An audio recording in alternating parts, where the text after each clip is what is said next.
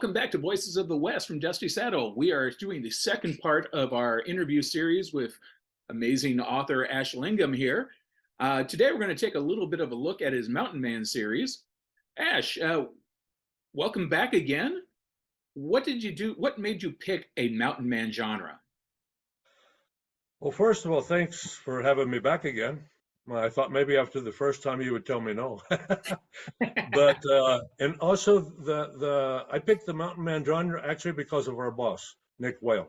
We have a tremendous boss. He's the head of our Dusty Saddles, and him and I talked about. I had written 3 books for him initially as some idea that I had, and it didn't work out. And we actually made it a little bit better with. I wrote with Casey Nash, and we wrote well together, but sometimes things don't work out so well. So he said, well, why don't you try something else? I said, what do you want me to try? He said, try a Mountain Man book. And so I reached back to when I was a kid, because when I was a kid, I used to grab my grandpa's traps and trap in our ponds. We had muskrats that would drain the water from the top to the bottom. So I started trapping in the streams. I was trapping at 8 years old and hunting rabbits at 12 years old and breaking ponies at 13. And, the whole thing kind of came natural to me. I didn't have to study too much, because usually in a Western, I go into deep, deep research. There's not a lot of research about that period. There's not much people that don't know that what happened in the Rocky Mountains, and a lot of the little settlements and trading posts that existed at the time disappeared. So anyway, that's the reason why I picked that, and I'm very happy I did. Although I did first start Mountain Man Apprentice, and I changed to Mountain Man Scout because although I love the characters of Grizz and the other first Mountain Man books, I didn't think they were complete enough. So I made a better scenario, a better atmosphere, and a better character group, and it's more successful. The first one were 10 bestsellers in a row. And right now I've had 9 bestsellers in a row on the Mountain Man Scout, and I'm halfway through the number 10. Yeah, absolutely. You have a great series going with all your Mountain Man adventures. But where did your inspiration? Well, you got your inspiration from trapping and everything, but what makes you think of these characters? I bounce. If I formulate a name, the name will give me the character, and they start to build the personality. Then you get in a little bit of trouble, because you got to memorize the personality and the traits of the person. So I try to find somebody in my past that I can attach that trait to. For example, I find somebody I went to school with that had a twitch in his eye, or he's skinny and he had shaggy hair or whatever, and I can always reference. I know that was the person that was Angus McGuire or McFarlane, for example. That was that person, or older person that I happened to know at the time. It's all relative. Sometimes you come up with a character that actually, like Levi Johnson, has gone eclipsed his original character. He's become much more of a character than I expected. So originally he's from Southeast Indiana. I'm from East Ohio on the Ohio River, just like Levi Johnson. Levi Johnson existed actually. It was another name. It was the father's and the mother's name were actual. So I took a real person that lived in Southwest Eastern Indiana, and I moved him across with the things that I'd read as a child and the things that I did as a child. Wow, definitely impressive there. How much research goes into doing a Mountain Man kind of book? Every book is research intensive. I would use intensive. I research before I work. I work with 3 computers. I write with one, I build a story with one, and do my advertising with one, and I have one open only for research, and it's always open, because I'm constant. What kind of nail did they use? 16 penny nail. How much was a bullet? It was 12 cents. How much was a shot of whiskey? It was 12 cents. You could trade a bullet for a shot of whiskey if you were a poor cowboy. Why did the cowboys have so few bullets? Because they were trading them for whiskey. So if somebody had a lot of bullets, it was a gunslinger or a lawman. So you have to research. You have to figure out the reality to make it seem real.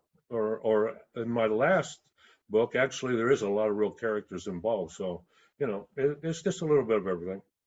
Indeed. What do you find the most challenging part of writing a Mountain Man series? Challenging?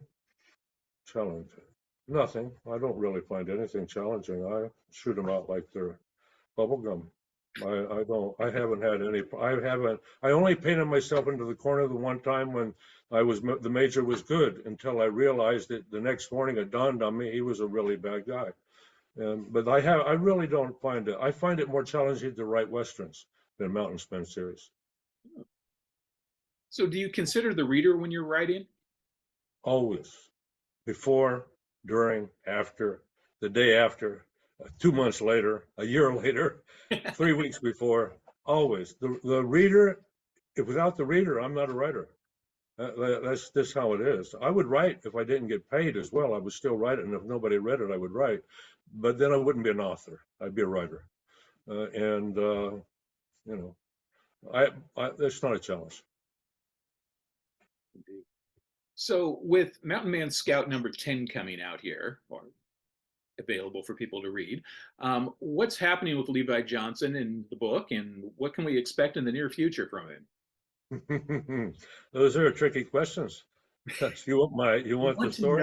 Anyway, first of all, Levi Johnson just got married with Tataste, which means a woman warrior. She's from the Crow tribe. Tataste is a Native American name that's used in a lot of tribes, Mexican, Apache, Comanche. It's very, very honorable name. So Levi Johnson, of course, is your epitome of the mountain man. So he marries a warrior woman. And I'm just getting into that romance right now. I'll elaborating on it in this book. And then also there's a big surprise because I had several, when I write these books, my readers write me about it and ask me what happened. Oh, I had a woman, well, I call them all girls, but they're probably ladies, but she wrote me the other day and she said, "Ma, you left me on the edge of the seat. What's going to happen next?" Blah, blah, blah. And she was all excited. I said, "Just take it easy. You'll know next weekend." But it's always about the reader. When you don't write about the reader, you lost track of the whole deal. Personally, I think it has to be about the reader. Have you ever had readers complain about what you did to a particular character, or that you killed a character off that they wanted to see alive in the future? I'll tell you a little short, funny story. When I wrote my first trilogy, I couldn't do it in 3 books, and I had to do it in 4 because it was a flow book. And it came out of me so fast, I thought, wow, that's really cool. I really like the book. And then I killed the main character, Ridge Creek. And then 2 weeks later, it hit the bestsellers list. And I thought, no. You didn't kill the star of your first selling books. So I used my brain a little bit, and I went back to his childhood and wrote 15 more books of the same character, and people loved it. It's true. You can always go back in time. Of course, then everybody knows he's going to survive at the end, but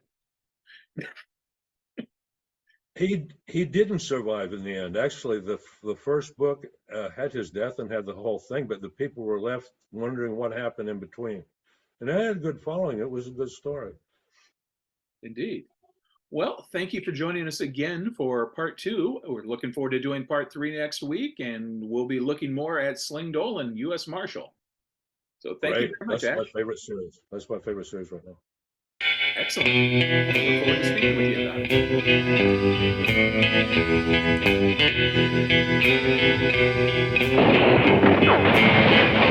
it.